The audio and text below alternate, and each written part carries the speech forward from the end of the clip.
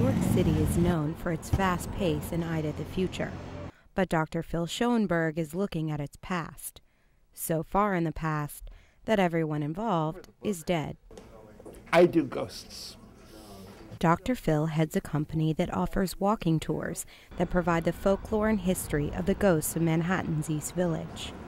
I think my favorite ghost would have to be Edgar Allan Poe, because I grew up with his poetry. Dr. Phil's company leads tourists and native New Yorkers on public and private tours all year round, learning about the haunted past of the East Village.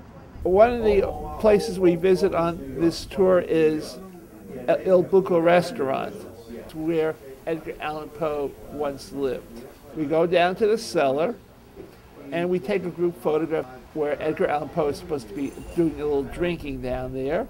And what we saw was unexplained sources of light on the group photograph. The idea for the New York City ghost tours came to him after a trip down south. I had been to Gettysburg. Now, Gettysburg is ghost central for ghost walks. They got anywhere between 7 and 20 companies doing ghost walks every night.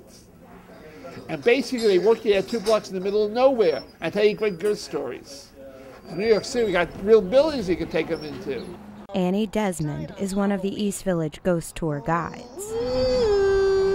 She leads groups through the haunts of some of New York's historical and ghostly figures, like famed magician Harry Houdini.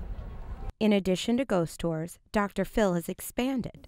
Now his company offers other tours, including Jewish heritage and a multicultural tour spanning the history of the East Village, from the original Dutch settlers to the Germans to the old Yiddish theater district. I could do 10 different tours and go to a building and tell you 10 different stories about that building, a different story for a different tour. Jared Goldstein leads the multicultural tour of the East Village. Dr. Phil is such a wealth of knowledge. He's a PhD. While Dr. Phil doesn't give tours anymore, as he walks through the East Village, every building reminds him of another story.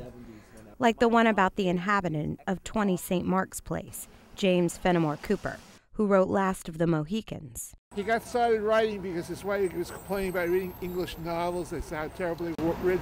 He said, I could write a better one, he said. His wife said, I bet you could, and he did. And while Dr. Phil loves the history of the East Village, he has his doubts about the existence of the ghosts that haunt his tours. I'm a skeptic, I must admit. Whether it's the haunted, the diverse, or the out of the ordinary, if it happened in the East Village, you can bet Dr. Phil knows about it.